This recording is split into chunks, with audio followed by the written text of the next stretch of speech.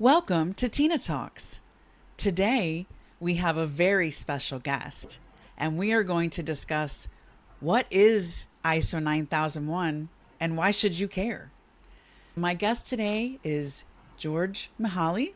He and I have worked together for several years at my former employer, his current employer, and I don't hold anything against him for that. I'm very happy that he found a wonderful place within the organization.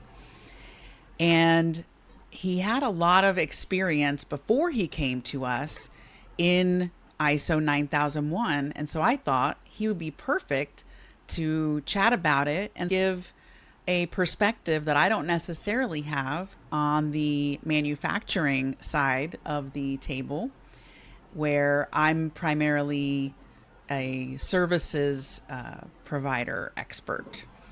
So, welcome to Tina Talks, George Mihali. Hi, thank you so much for having me.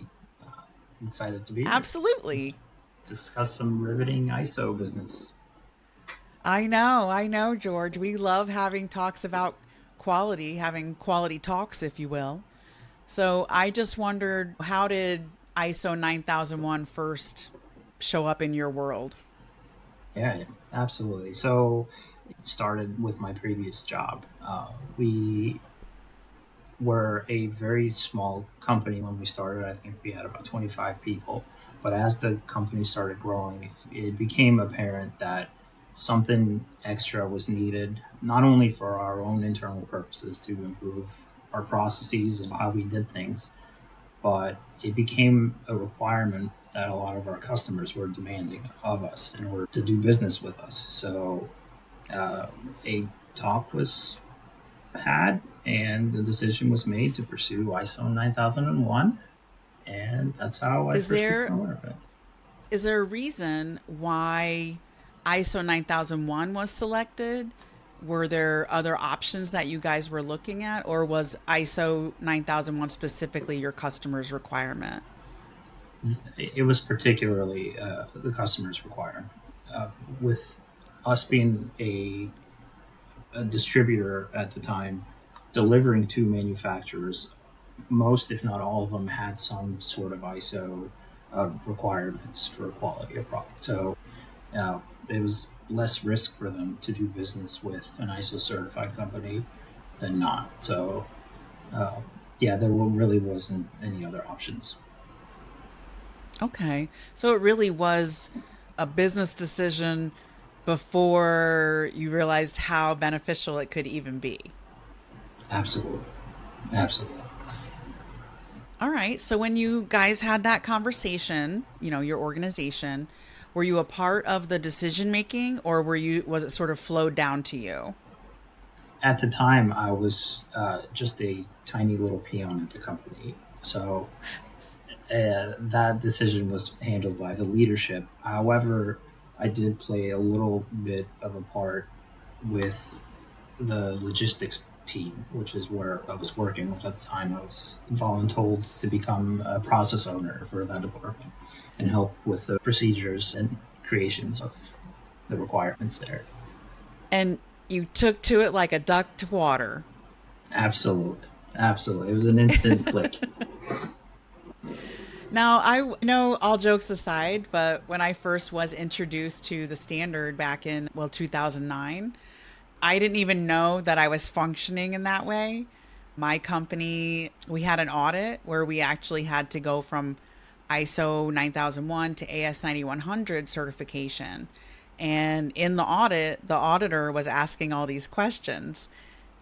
And no one really knew how to answer them, but I could answer them, even though I had zero training whatsoever, just because a lot of the requirements were just how I functioned as a whole. Did you feel like ISO 9001 just sort of made sense for what you guys were doing? Yeah, yeah. Absolutely. Like I said earlier, it was an instant click for me. A click that I think eventually led to me taking over the compliance role for that company. Just because it was sort of second nature. Yeah. Sometimes I think, well, sometimes I don't understand why other people don't get it because it's just how my brain works, right? Right. So I think the Hmm. same applies to you. It's just how your brain works. Like it should be organized in this way, and these are the things you're going to keep track of. And why doesn't everybody know that? Right. Right. Right. The framework. Yeah, exactly. So, speaking of structure and framework, if you could, you're not a salesperson for ISO 9001, but maybe just describe what is ISO 9001 from your perspective. Yeah, it is essentially a framework of guidelines for a company to properly maintain a quality management system. It's broken down into specific sections or clauses that tell you not necessarily what to do, but how to do it. There's a specific term, I think they call it non-prescriptive, right? Yeah, They I was tell going to you say it's what to not do. prescriptive. It Yeah, sort of says, here's where you should end up, and it doesn't necessarily tell you how to get there, but it wants, certain records as a result of a certain process. exactly. And so that's been my experience too. But what I love as I learned more and more about it, and I've been doing research for Matina Talks, that ISO 9001 really is sort of the mother of all quality management systems, no matter what industry, no matter what product, service, software, whatever it might be. ISO 9001 is really just, to me, a great business framework for how companies should work as a whole, even outside of quality management, which I think a lot of times gets bundled into this, oh, we'll send that to the quality people, like it's separate somehow from the rest of the company. It's not. Quality should be embedded or it's not really happening. Hmm. But, I just thought it made sense with how a business should function. Yeah, That's yeah, Tina's opinion. Tina's 2 cents right there. absolutely. So, how did you feel like it was really applicable to the job that you were performing there, especially after you got into the compliance role? It really just made sense as a company that was growing rather rapidly at the time. It it made sense for them to have a set of processes broken down that just told the rest of the team how things function, how what to do if something went wrong, and ultimately, which I believe is the goal of ISO. It allowed us to deliver better products to the customer and increase that satisfaction from them. So yeah, That's great. And you were saying that you actually were a distributor. I misspoke. I thought you were manufacturing stuff. What does that mean from a business process framework? Like, what did your company do? You don't have to be specific. You don't have to name names. Let's protect the yeah. innocent. But, what kind of things were you guys involved in? Uh, we were essentially the middleman.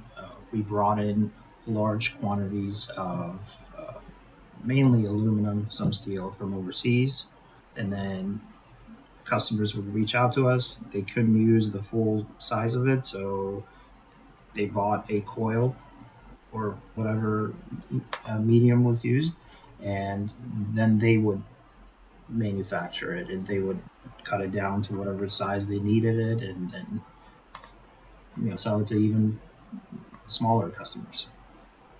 Okay. So you were kind of Wholesale. wholesale importer for major materials. Oh yeah, yeah, yeah, yeah, Wow, absolutely. that's pretty interesting. There's probably a handful of companies whose material I set up the deliveries for them. Yeah. Oh, Hmm. are you willing to name any names? Let's probably let all pool cages. Those pool cages made of aluminum. Yeah. I'd argue a better majority of that. Okay. Well, those are certainly handy. I live in Florida and I know you do as well. So Hmm. we certainly see a lot of pool cages in the Yep. neighborhoods around town. And I know that, as a Floridian, I really appreciate those pool cages because it keeps the debris out of the pool and, stuff like that. And, you know, kind of keeps it private. But that's pretty interesting. All these years I've known you, I didn't even know it was related to that. Hmm. So that's pretty cool. That's pretty neat. Awesome. What kind of transformations did you see within your organization? You said it helped you, like, you felt like it helped you deliver better product. Better What product. do you mean by that? Like, maybe dive into that a little It, bit. it was, I mean, having a clear, defined process. And I'll take what I used to do at that company, the logistics component, right? So setting up deliveries and pickups and things of that nature. Having a clear set of guides or procedures of how to handle shipping material to a customer helped us minimize issues or defects that would come up. You know, at the time I had a team of 2 to 3 people working for me, and before we began that process, each one of them was doing it their own way because A we little differently. just yeah. And so having a standardized way of doing it allowed us to better identify and where an issue would come up, and then we could address that where that issue happened instead of trying to figure out who did this, where did it come from, you know. Right, because it could have been something different since you had, say, three people, three different processes happening for the Mm-hmm. same process. So I certainly can understand that. That would be a lot to deal with. I can't imagine if everybody in the company did something Yeah.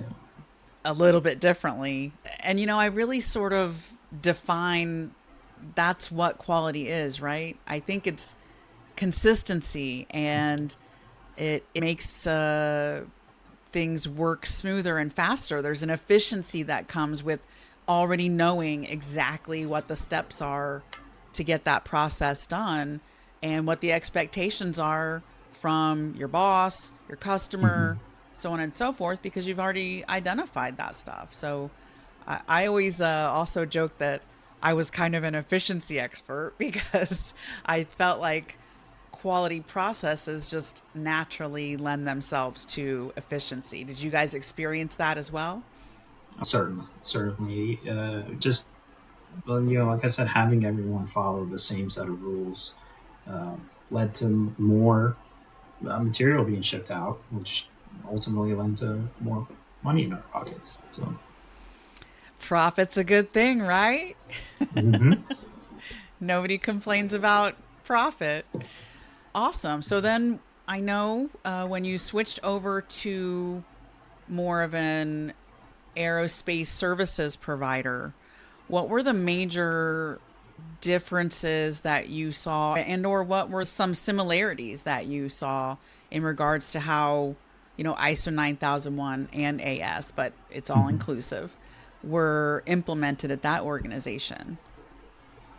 It was a complete culture shock for me to swap over, um, because my previous company, they were still learning how things worked and still figuring it out. So swapping over to an AS 9100 compliant company, certified company, where someone had built a very impressive system. Uh, Not naming names. It was Tina. No, no. Protect the I'm sorry, did you want to repeat that and say it louder? No, I'm just kidding. Yeah, Okay, so is culture shock, how far into the ISO journey were you with your previous company? How long had you guys been practicing? I want to say since 2015. So it had been a few Okay. years. We had passed our initial certification of ISO 9001, and the months right before I left, we had just gotten certified for the health and safety, and towards the environmental one, ISO 14. 14,000. Gotta love these numbers. Do they correlate with anything? Probably. Does it matter? Not really. So, okay, so let's see. And then you had come over in when 2021 you started? 2021. Mm-hmm. Okay, so you guys were 6 years into your journey. Yeah. And at what point were you working then as the compliance manager, if you will? It was towards the latter part of it. I want to say 2018 was when I took So over. just a few years. It was, yeah, just a few years. It was actually funny enough. 2 months before the previous quality manager quit, uh, and 3 months before the recertification audit. Okay, my boy knows when to depart or figure Yeah, out yeah. what his next steps are. All right, so now let's sort of switch over into the company that you work for now, Hmm. primarily an engineering services provider, and you actually work for a wholly owned subsidiary of the company that is fully dedicated to software development and software services for Department of War customers, primarily. So it's classified. So don't anybody ask any questions about what he does or who he works for or who his customers are because we can't tell you. He's not going to tell you. I'm not going to tell you. We're going to protect that. Okay. Thank you. But you said it was sort of a culture shock when you came over. Why do you think that is? It was very clear, very quickly, and very early on how much more mature the quality management system was.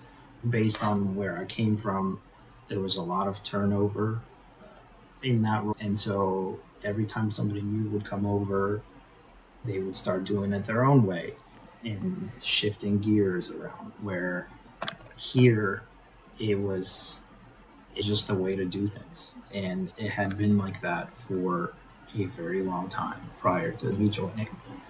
So it was second nature to everyone. Yeah. It was just part Um, of their job. yeah. Well, I think that's sort of how I helped build it. So we went down the ISO journey in 2007 and then the AS 9100 journey in 2009. So when you came on in 2021, we're pretty much, we're over a decade in. I had been there for quite a long time and part of that journey. And, we really worked to make it just part of the culture. It was great there because there was a lot of top management support at the facility where you worked at before, where you handled more of goods, materials. Was there top down support there, top management support? There was support where it mattered. And what I mean by that is the CEO was all in, and the COO Okay. was all in. Everyone else kind of treated it as sort of, oh, now we have to do this thing Additional duty. also. Yeah. Yeah. And so that was the speed bump that we were running into quite often. Yeah. It is certainly a change in culture. I'm really glad you brought that up because it's so interesting when it is a part of the culture that people don't even question that, of course, I'm going to follow these rules or follow this structure because that's how you do it. That's just how you do Yeah. that thing. And I do think that that takes time. I honestly think it can take, you know, at minimum 1 to 2 certification cycles, which is a Mhm. 3 year cycle. So realistically, you don't make culture overnight. It's just not that's just not how it's done. So it's really important to have that top management support. So I'm glad you had that. I think in your case, some of the issues that that organization might have had from a culture perspective, or that the quality manager, the person who had responsibility for the implementation, if that person changed sort of mid cycle, you can still meet minimum requirements, but there's the way that you implement and the way that, things get flowed down to your employees can be significantly different. So that certainly doesn't help with making something part of a culture or a value that's going to stick if you're changing how you're doing Yeah, yeah. something all the time. So that is definitely a challenge. What other industries do you feel like would benefit from, ISO 9001 and at least compliance with the standard, yet alone certification? Do you have any opinions or insight into that? I wouldn't say opinions. I mean, this type of cert can benefit any company. What we were talking about earlier, having that where it doesn't dictate, how to do things to a company. It just tells you, hey, maybe do this, or control your documents, track your issues and errors. It really leaves it up to the company to determine how those are done, and you can apply it to any company in any industry. It started out for manufacturing, but has grown significantly since then to, I've seen companies that are a handful of people, 5 6 people, that are ISO certified, and then you have global conglomerates that are ISO certified across various industries. It really is just a very broad scope of companies that could benefit from this. Anybody that wants to deliver products, better services, uh, should go for this. Well, that's the commercial statement right there, George. Yeah, yeah, That's going to be my snippet. I love it. So that's great. With the current group that you're working with, because I'm only a little bit familiar with them, but I know primarily, like I said, it's like software development, software maintenance, and software tools, that sort of thing.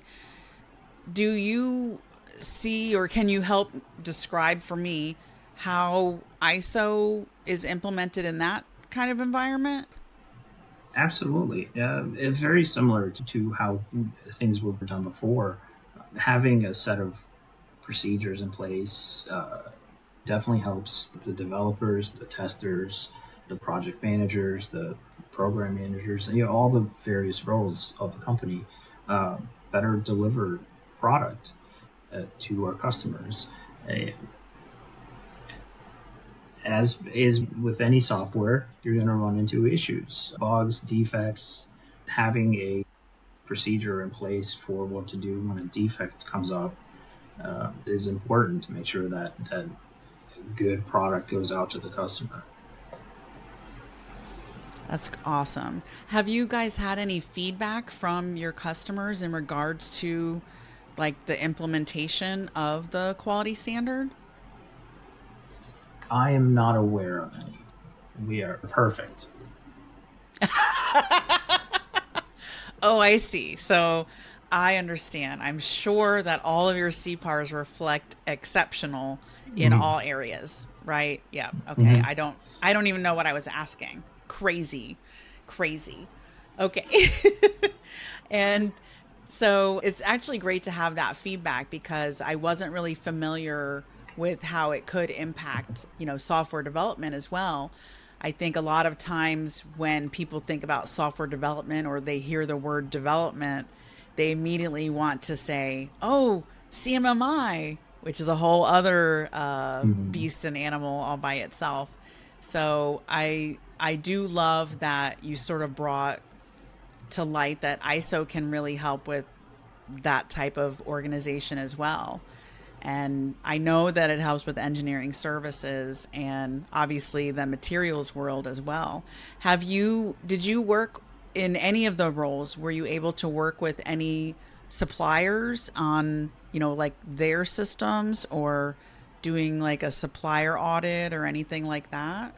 Oh yeah. Yeah, at my previous job, that was a very big part of the role was determining what materials we'd be importing. So the same requirements that our customers were putting on us, we were able to put them onto the vendors and suppliers. And uh, being an importer, a lot of times those visits would have folks go visit the mills or wherever. And unfortunately, I'm really bummed I never got to go on any of those trips. Uh, I was Oh. lucky enough to review all the paperwork though. So Hey, it's the next best thing, right? yeah. So it's just living vicariously through those people. What kind of But yeah, locations are we talking about? Indonesia, Turkey, China, Slovenia, Greece, Wow. Italy. Greece. Okay. Yeah, It's too bad you never got to go to Greece. Wink, wink. yeah. That's right. I think you had more fun when you got to go later in life. Absolutely. Absolutely. For sure. Well, awesome. Is there anything else that I know you prepared quite a bit for this Mhm. interview. Is there anything else that you wanted to bring up in association with why ISO 9001 is a critical standard for other organizations? Just scout, go through my notes here. I'm going to take the Please next do. 28 minutes and just read through this real quick. I'll edit that out. Okay. I really think we've covered pretty much most of what I had on here. Okay. Yeah, I mean, it just improves the business as a whole. A good functioning quality management system just improves everything. Allows you to deliver better products, identify issues. The risk is a big component of it. Oh, yeah. Being able to sort of not predict, but at least be aware of what could potentially happen, uh, both And be negative and prepared for positive, it. and be prepared for it. Right, right. And Yeah. especially if you're mingling with those other ISO certs as well. The three big ones, like we said, were 9001, 45,001, and 14,001. Those integrate really well with each other because their Hmm. framework is identical, if not very similar. So if you're already running ISO 9001, it's very easy to bring those other two certs on board. You just have to modify the language a little bit to incorporate. That's a great point. And so I really do feel like ISO 9001 is a stepping stone to Mm-hmm. pretty much any real compliance certification kind of effort, because it just makes a great framework for how to implement it. There's a feedback loop, there's, plan, do, check, act. It's got all the Mm-hmm. components of that built in, and it includes top management's involvement or, in general management's involvement and thinking about risks. So I'm really glad that you brought that up. And I think that that's an excellent point for us to end on, that ISO 9001 is the best and everyone should implement it. And if you have any interest or you appreciated the insights that George brought to us in this video, please feel free to like and subscribe to Tina Talks by Cloud 10 Services. That's me. I'm Tina, and we are taking innovation to the next altitude. So tune in next time, and I hope everyone has a great rest of their day.